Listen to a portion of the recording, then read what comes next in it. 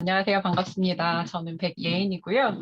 해나쌤이라는 별명으로 여러 선생님들이랑 또 저희 친구들 만나고 있어요. 제 소개를 잠깐 하면 이제 그림책 나루 작은 도서관은 저희가 설립을 했는데 제가 혼자 설립한 건 아니고 네, 저희 교회에서 지역 사회를 위해서 이제 공간을 내어주기로 하고 거기에 도서관을 만들었어요. 근데 코로나 시작과 동시에 열려서 저희가 어,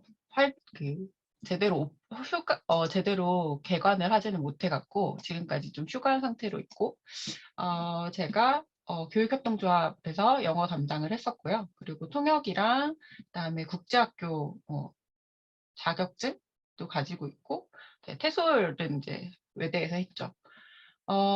제가 함께 생각해 볼 이 질문 두 가지를 먼저 던져드리고 싶은데, 왜 영어를 잘해야 될까?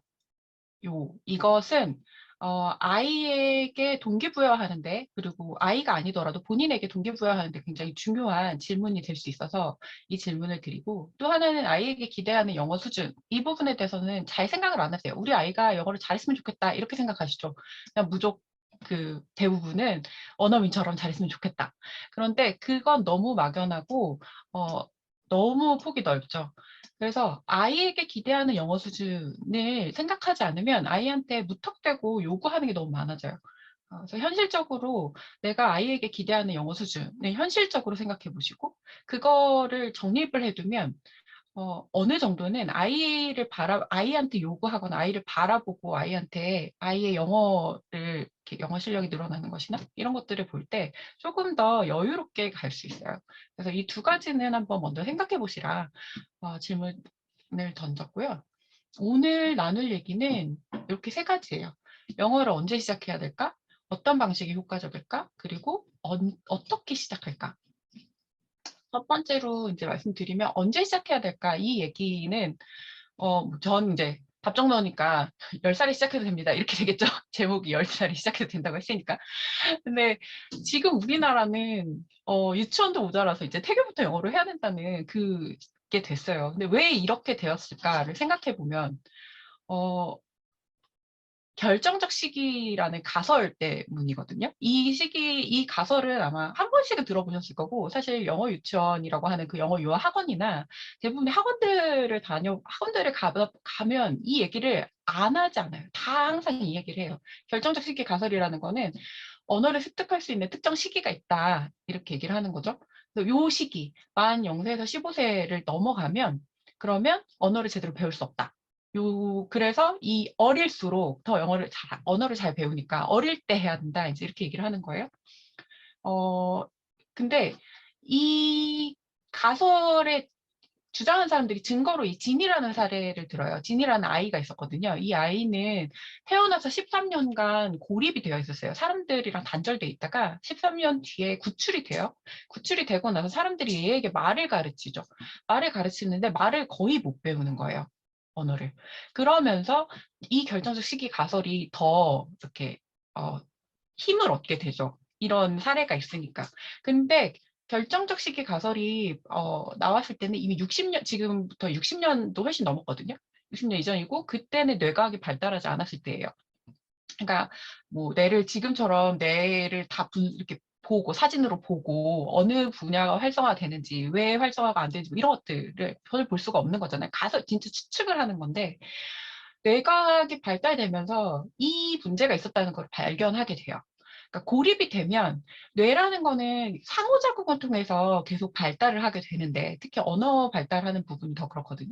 그런데 얘는 상호작용이 없었기 때문에 그 부분에 데미지가 있었던 거죠. 근데 이 문제가 있어서 언어를 못 배운 것을 그렇게 얘기하지 않고 결정적 시기를 놓쳤기 때문이다. 그래서 영어를 못 배우는 거다. 이렇게만 얘기를 하는 거예요. 이 결정적 시기 가설을 주장한 사람이 그런데 재미있는 얘기를 해요. 이 사람이 제일 먼저 창설해서 얘기한 사람인데 이 사람이 뭐라고 했냐면 사람이 40세 이후에도 의사소통하는 걸 충분히 배울 수 있다. 이런 얘기를 해요. 어. 그리고 또 다른 사람, 푸시코스키 같은 사람, 이분도 마찬가지인데 이분도 결정적 시기 가설을 주장했던 분이지만 EFL 교육 환경에서는 외국어를 조금 더 늦게 가르치는 게 효과적이다 이렇게 얘기를 해요. EFL 교육 환경이라는 건 뭐냐면 나중에 뒤에 말씀드리겠지만 우리나라 같은 환경이에요. 그러니까 외국어, English as a foreign language에서 외국어로서 언어가 사용되는 환경. 그래서 우리나라처럼 영어를 쓰려면 어디 특정한 장소에 가야 돼요. 학교라든지 학원이라든지 이런 데 가는 것을 EFL 환경이라고 하는데 이런 환경에서는 외국어를 좀 더 늦게 가르치는 게 효과적이다. 오히려 어린 학습자들 대상으로 외국어 프로그램을 진행해봤는데 별로 효과가 없더라. 이렇게 얘기를 합니다.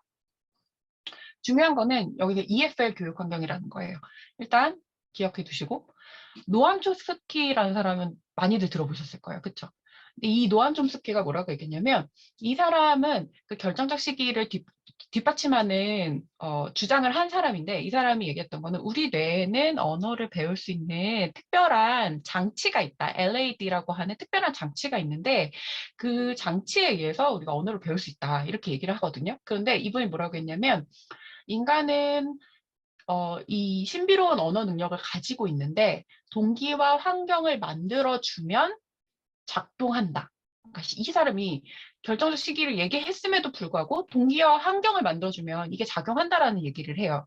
이 얘기를 하면서 그 다음에 했던 얘기가 이 얘기인데 왜 이 얘기가 나왔냐면 결정적 시기 가설이 나올 때마다 노암 촘스키 얘기가 나오는 거예요.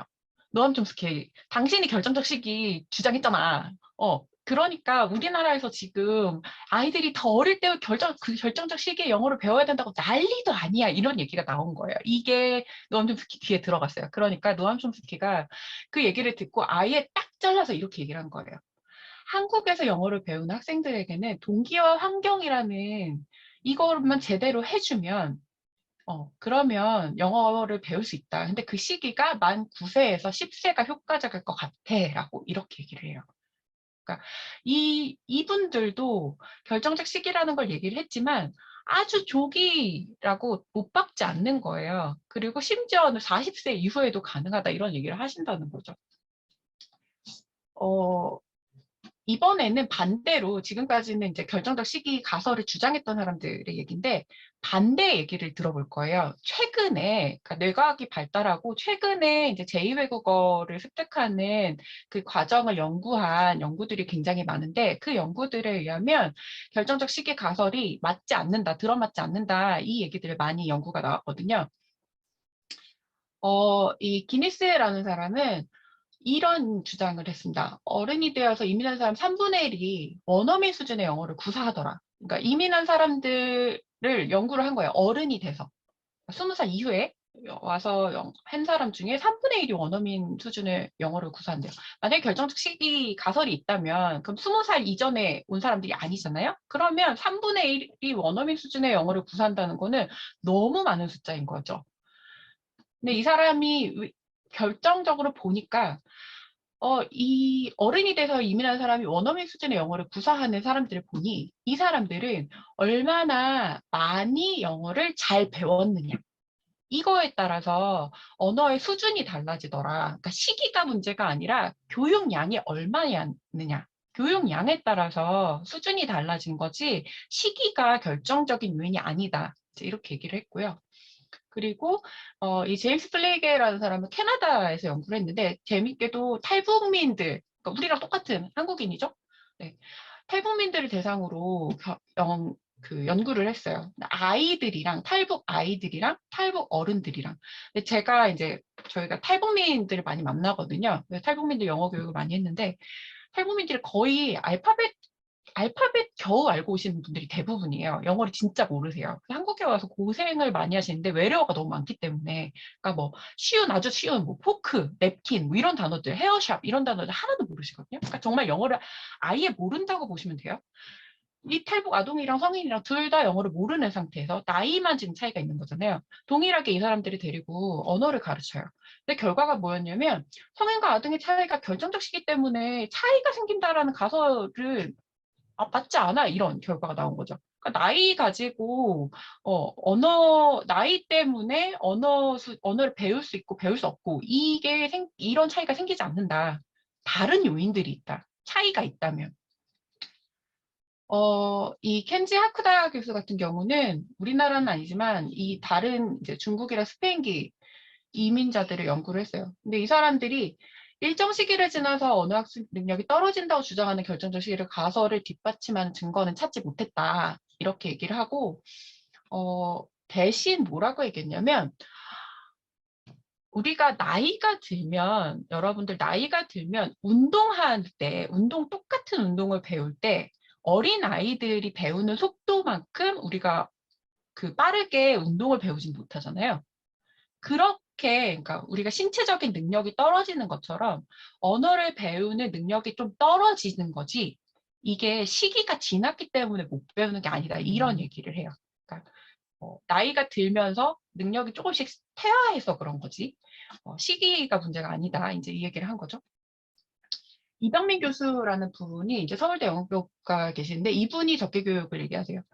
네, 뭐라고 하시냐면 결정적 시기 이론은 우리나라 같은 비영어 사용 국가에서는 적용될 수 없습니다. 이렇게 얘기를 해요. 왜냐하면 결정적 시기 가설 자체가 ESL 환경, 그러니까 미국이나 영어가 모국어로 쓰이거나 아니면 이민을 그러니까 모국어로 쓰이는 곳에 이민을 간 그런 나라에서 연구가 되었던 것이기 때문에 거기 상황에 맞춰져 있지 우리나라 같은 곳에서 연구가 된 게 아니라는 거죠.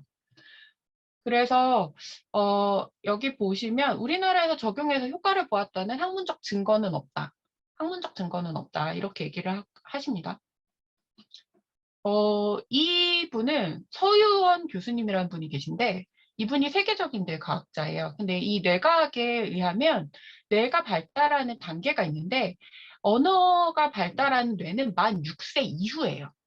그러니까 만 6세 이전에는 뇌 발달이 언어를 담당하는 뇌가 발달하지 않기 때문에 그때 언어 학습을 하는 게 아이들한테 쉽지 않다. 이렇게 얘기를 하고요. 이분이 뭐라고 하셨냐면 아직 배울 때가 되지 않은 아이에게 어른의 욕심으로 너무 일찍 많이 가르치면 스트레스를 받아 과잉 학습 장애와 같은 부작용이 생길 수 있다 이렇게 얘기하셨는데 이거 되게 뭐라 그러죠? 점잖게 얘기하셨고요. 사실 뭐라고 하셨냐면 만 6세 이전에 학습을 시키는 것은 어린아이 뇌에 불을 지르는 것과 같다 이렇게 얘기를 하셨어요. 그래서 이때 중요한 거는 뇌와 만 3세, 만 6세까지는 감정과 정서가 발달하고 창의력이 발달하는 시기이기 때문에 거기에 더 집중해주고 아이에게 애정을 담아주고 교감하는 거, 이런 것들, 그리고 학습이 아니라 창의력을 키울 수 있는 놀이들, 이런 게 훨씬 더 중요하지, 지금은 학습할 때가 아니다. 이제 이렇게 얘기를 하신 거죠. 그러면 어떻게 접근하는 게 효과적일까? 이렇게 얘기했을 때, 이게 환경에 따라서 접근 방법이 달라야 돼요. 우리나라 같은 경우는 아까 말씀드렸지만 EFL 환경이라고 그랬잖아요. English as a Foreign Language에서 외국어로서. 그러니까 학교나 학원에 내가 마음 먹고 영어를 배우려면 어딘가에 마음 먹고 가야지 영어를 들을 수 있는 곳인데, ESL 같은 경우는 뭐 필리핀이나 싱가포르나 아니면 뭐 캐나다 이런 곳들이죠. 이런 데는 영어 그냥 가면 들리기 때문에 여기서는 그냥 내보내면 돼요. 내보내고 많이 듣게 해주면 되지만 우리나라 같은 경우는 그런 환경이 아니기 때문에 좀 달라야 된다는 거죠. 이때 중요한 것 중에 하나는 이거는 영어 강사님이 똑같이 얘기하셨고, 영어 강사님이 뭐라고 하셨냐면, 우리나라 환경에서는 언어 규칙을 함께 공부하는 게 훨씬 경제적이다, 이렇게 얘기를 해요. 그 얘기는 뭐냐면, 문법을 공부하는 게 훨씬 경제적이다, 이렇게 얘기를 하는 거예요. 근데 우리는 문법을 배웠는데, 우리가 영어를 못하잖아요, 이렇게 생각하니까 문법을 무시하시는데, 사실 우리는 이미 문법을 가지고 있기 때문에 그 문법 규칙에다가 지식을 얹어주면 확 늘어날 수 있는 거거든요. 그러니까 쉽게 얘기하면 여러분들 수학 공부하실 때 공식 없이 수학 푸시는 분들 계세요? 아니죠. 공식이 있으면 수학을 쉽게 풀 수 있잖아요. 똑같은 거예요. 영어도 공식이라는 게 필요하거든요. 문법이라는 게 있는 거예요. 문법을 가지고 있으면 그 문법에 응용해서 영어를 배웠을 때 응용하는 속도나 폭이 훨씬 더 넓어지거든요. 이미 우리가 문법을 가지고 있고 우리가 우리나라 언어를 가지고 있기 때문에 그거를 활용해서 하면 훨씬 더 효과적이다. 이 얘기를 하는 거고요. 그래서 아까 다른 학자들이 이런 얘기들을 많이 했어요. 모국어가 영어 학습 촉진하는 데 도움이 된다. 이분도 마찬가지고 이중 언어라는 게 마찬가지로 모국어를 사용하는 아이들이었고요. 그리고 나이가 많은 아이들은 이게 중요하죠. 인지적으로 더 성숙했기 때문에 언어 학습 속도가 빨라요. 그러니까 쉽게 말하면 5살 아이한테 5 더하기 5를 가르치는 것과 10살 아이에게 5 더하기 5를 가르치는 거는 완전 다르죠. 그냥 3학년은 그냥 바로 이해하잖아요. 이 차이인 거예요. 아이들이 얼마나 지식적으로 가지고 있고 인지적으로 성숙하냐에 따라서 이해 속도가 따르기 때문에 그래서 그 얘기가 나와요. 아까 뭐 유명 학원 교수부장 나오셨는데 그분도 얘기하셨고 사실 제 주변에 학원 강사들 많거든요. 학원 강사들이 뭐라고 얘기하냐면 영유에서 시작한 애나 초등학교 3학년 때 시작한 애나 5학년쯤 되면 같은 수준에서 만난다는 거예요. 네. 그러니까 3학년 때 시작한 애가 2년 동안에 따라잡을 거를 그 전에 몇 년에 걸려서 애들은 하는 거죠. 그렇게 할 필요가 없다. 이제 이 얘기를 해주는 거고요. 그래서 중요한 거는 한글 능력을 이렇게 가지고 있으면 똑같은 양의, 이게 컵이거든요. 똑같은 컵인데 한 컵에는 돌이 들어있어요. 한글 능력, 한글 배경 지식이라는 돌이 들어있어요. 돌이 들어있는 데다 컵에다 물을 부으면 훨씬 더 빨리 차겠죠. 네. 그래서 모국어를 잘하는 게 굉장히 중요해요. 이거는 영어 가르치는 선생님들이 거의 대부분 동의하세요. 한국어를 잘하는 국어를 잘하는 애가 영어를 잘한다. 네.